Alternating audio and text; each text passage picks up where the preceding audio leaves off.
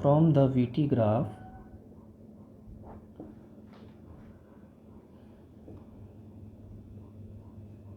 Distance या फिर displacement का फॉर्मूला क्या होगा, एरिया अंडर द कर्व। इस लाइन का मतलब क्या है, अब कर्व का मतलब मैंने बताया था तुमको कि ग्राफ में कर्व का मतलब हमेशा ये नहीं होता कि वो इस तरह से वो कर्व्ड हो, ठीक है। It may be straight line, वो स्ट्रेट भी हो सकता है, इसको कर्व ही बोला जाएगा। या तो उसको हम बोलेंगे कि ये ग्राफ है या फिर इसको बोलेंगे कि ये कर्व है। अब यहाँ पर कर्व क्या है, ये कर्व है या फिर ये ग्राफ है। कंफ्यूज हो रहा है तो यहाँ पर ये लिख दो, अगर कन्फ्यूजन हो रहा है तो area under the graph, graph भी लिख सकते हो, ठीक है, एरिया अंडर द ग्राफ। अभी एरिया का मतलब क्या है, किस तरह से हम एरिया निकालेंगे, किसका निकालेंगे। देखो यहाँ पर हमें टाइम इंटरवल्स दिए हुए हैं 2 और 6 सेकेंड्स, दो टाइम इंटरवल्स हैं, मतलब हमारे पास T1 और T2 दोनों आ चुके हैं, वो हम पहले ही मार्क कर चुके हैं, ठीक है। जब हम डिस्टेंस निकालते हैं तो we follow the same procedure, ठीक है। कौन सा same procedure, when we calculate acceleration, जब हम एक्सेलरेशन फाइंड आउट करते हैं तो उसमें हम क्या करते हैं, सबसे पहले हम T1 देखते हैं कहाँ है, T2 देखते हैं, फिर दोनों के ऊपर हम ऐसे परपेंडिकुलर बना देते हैं। परपेंडिकुलर बनाने के बाद हमारे पास V2 V1 आ जाता है, फिर फॉर्मूला लगा के निकाल लेंगे। लेकिन डिस्टेंस कैसे निकालेंगे, डिस्टेंस में पहले दो स्टेप्स तो सेम है, means we will find out T1 and T2, this is the first step, ठीक है। Then second step is we will draw the perpendiculars like this. Third step is we will see the figure, what figure we have obtained, whether we have obtained square or rectangle और triangle और trapezium। मतलब ये जो figures होती है ना mathematics में, तो कौन सी फिगर हमें ऑब्टेन हुई। अब फिगर देखो ये है, इसको मैं शेड कर देता हूँ, ये बेस हो गया, ये एक साइड हो गई, ये तीसरी साइड हो गई, ये चौथी साइड हो गई। तो we have obtained this figure, this shaded portion. Now which shape is it showing, which figure is it showing, this is trapezium। trapezium में क्या होता है, दो पैरेलल साइड्स होती हैं, एक लाइन ये रही और एक लाइन ये रही, दो पैरेलल साइड्स ये हो गई और बाकी दो नॉन पैरेलल होती हैं, this one and this one, ये नॉन पैरेलल्स हैं, ठीक है, ये पैरेलल नहीं है, ये दोनों पैरेलल हैं। तो इस फिगर को हम बोलेंगे ट्रेपेजियम। तो ट्रेपेजियम बना, इस ट्रेपेजियम का हम नाम भी लिख देते हैं यहाँ पर। छोटा देखो बच्चों, छोटी फिगर बनी है तो क्योंकि ज़्यादा रजिस्टर्स नहीं है मेरे पास, तो इसलिए मैं छोटा छोटा लिख रहा हूँ। तो यहाँ पर A, इधर B, इधर C and this is D, देख लेना ध्यान से। तो फिगर का नाम क्या हुआ, A B C D, trapezium A B C D। तो ये ट्रेपेजियम बना। तो यहाँ पर एरिया किसका होगा, एरिया अंडर द कर्व, ठीक है, एरिया अंडर द ग्राफ। तो मतलब ये जो हमने ग्राफ बनाया इसमें कौन सा एरिया हमें ऑब्टेन हुआ, ये शेडेड पोर्शन का एरिया हमें फाइंड आउट करना है। तो अब किसका एरिया फाइंड आउट करेंगे हम, area of trapezium ABCD, area of trapezium ABCD। तो इसका एरिया हमें फाइंड आउट करना है। डिस्टेंस को हम S से डिनोट करते हैं, इज इक्वल टू ट्रेपेजियम का एरिया, क्या फॉर्मूला होता है, 1/2 into sum of parallel sides bracket closed into height. Now what is this height, इसका क्या मतलब है, हाइट का मतलब होता है ये जो दो पैरेलल लाइंस हैं इनके बीच का डिस्टेंस कितना होगा। ये ग्राफ थोड़ा सा ना डिफॉर्म हो चुका है तो थोड़ा सा ध्यान से देखना। ये दो पैरेलल लाइंस मैंने डार्क कर दी, these are the two parallel lines and this is the distance. भाई दो लाइंस हैं, एक ये लाइन हमने बनाई, एक लाइन ये बना दी, इन दोनों का डिस्टेंस हम कैसे निकालेंगे? ऐसे तो निकालेंगे, ये डिस्टेंस हो गया, सीधी लाइन बनाएंगे परपेंडिकुलर, तो ये जो लाइन है ये डिस्टेंस हो जाएगा। उसी तरह से ये दो पैरेलल लाइंस हैं, इनके बीच का डिस्टेंस ये होगा, ठीक है। तो this will be the height. Height का मतलब, अब बहुत सारे बच्चे गलती करेंगे, इसको हाइट ले लेंगे, ये हाइट नहीं है, ये भी हाइट नहीं है। Height is the perpendicular distance between two parallel sides. तो ये दो पैरेलल साइड्स हैं, इनके बीच का डिस्टेंस ये माना जाएगा, ठीक है। तो अब इसका डिस्टेंस कितना होगा? ये वाला जो पोर्शन है बीच वाला, इसका डिस्टेंस आएगा भाई, ये यहाँ से यहाँ तक तो कितना है? 6 है। और ये पोर्शन कितना है? ये पोर्शन, ये देखो, ये पोर्शन कितना है?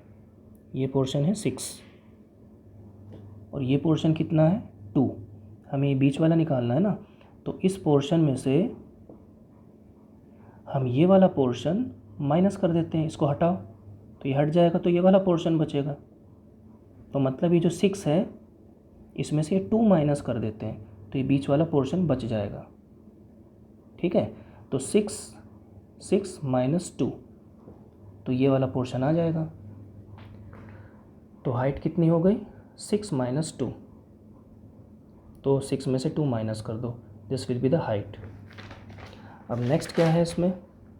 सम of parallel sides. Parallel sides कितनी है उनको ऐड कर देते हैं। पैरेलल साइड्स का मतलब, एक साइड ये रही, एक साइड ये रही, ये दोनों पैरेलल साइड्स हैं, तो इसकी लेंथ कितनी है? ये है 30, this is 30 and this is 10, ये 10 हो जाएगी, 30 एंड 10, तो 30 प्लस 10 कर देंगे। तो यहाँ पर हमने रखा फॉर्मूले में 1/2, सम ऑफ पैरेलल साइड्स कितना आएगा? 30 प्लस 10 इंटू हाइट कितनी थी? 6 माइनस 2 यानी कि 4, तो यहाँ पर हमने 4 लिख दिया। अभी बीच में मल्टीप्लाई हो रहा है तो ये कट सकता है, 2 1 2, 2 2 4, ये आ जाएगा 40 into this is 2, that will be 80। अब हमने क्या निकाला है? डिस्टेंस निकाला, तो 80 मीटर इज़ द आंसर। ये आंसर बन गया, सिंपल है, ठीक है। तो मैं 2 मिनट में रिमाइंड करा देता हूँ। वेलोसिटी टाइम ग्राफ से हमें एक्सेलरेशन का पता चलता है। वाई एक्सिस पर हमने वेलोसिटी लिया, एक्स एक्सिस पर हमने टाइम लिया, टेबल से हमने ये ग्राफ बना दिया, ये लीनियर ग्राफ बना, यूनिफॉर्म एक्सेलरेशन है, ठीक है। अब now from the graph we would like to calculate distance and acceleration.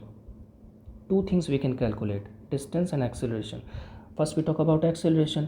Acceleration का ये फॉर्मूला होता है v2 minus v1 upon t2 minus t1, ठीक है।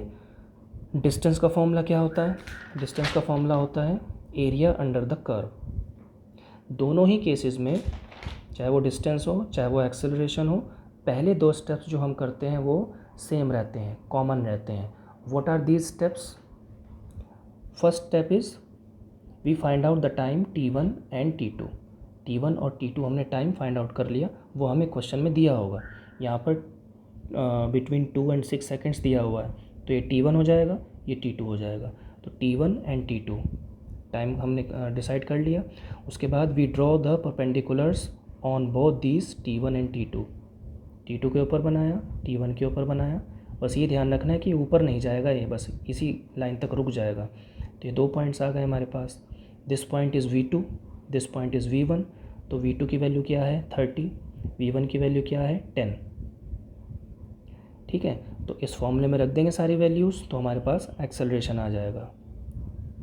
Now when we have to calculate the distance covered, then same procedure we will follow.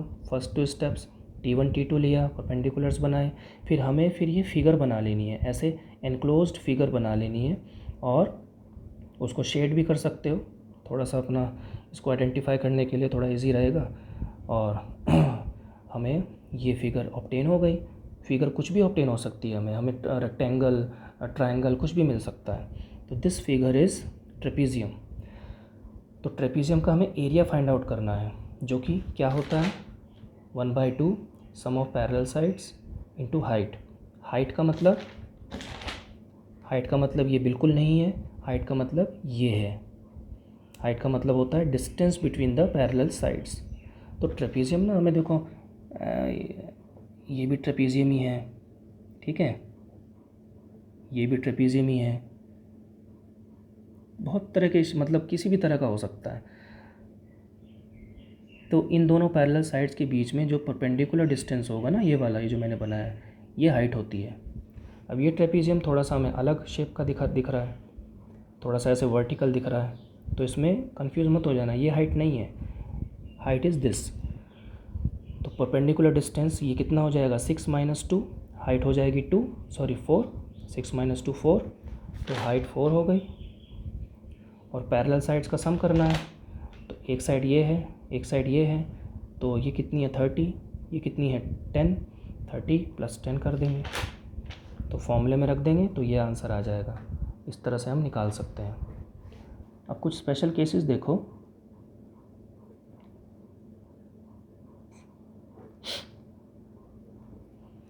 Special cases देखो,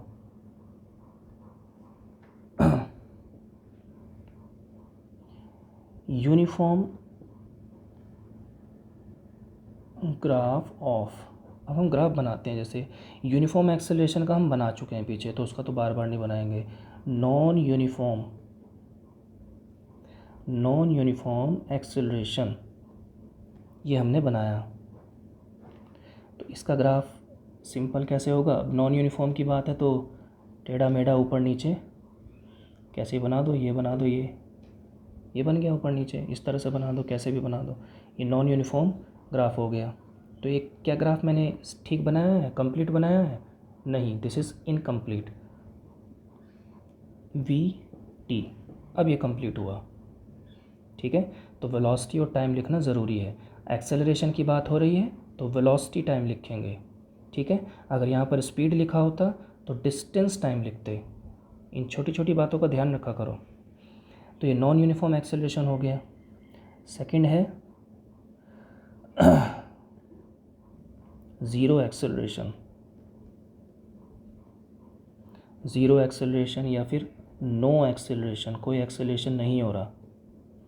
ऐसा कब हो सकता है, जब कोई ऑब्जेक्ट कांस्टेंट वेलोसिटी से चलता हो। मींस वो चल तो रहा है, वो मोशन में तो है, लेकिन उसकी वेलोसिटी कांस्टेंट है, तो उस केस में एक्सेलरेशन ज़ीरो होगा। क्योंकि हम जानते हैं कि एक्सेलरेशन क्या होता है, एक्सेलरेशन तभी होता है जब वेलोसिटी चेंज होती है। अगर वेलोसिटी कांस्टेंट रहेगी तो एक्सेलरेशन वहाँ पर नहीं होगा। अब ये वेलोसिटी हमने इस एक्सिस पर शो करी है। अगेन यहाँ पर हम एक पैरेलल लाइन बना देंगे, पैरेलल टू टाइम एक्सिस। तो यहाँ पर क्या है, velocity is constant, velocity constant है तो एक्सेलरेशन विल बी ज़ीरो।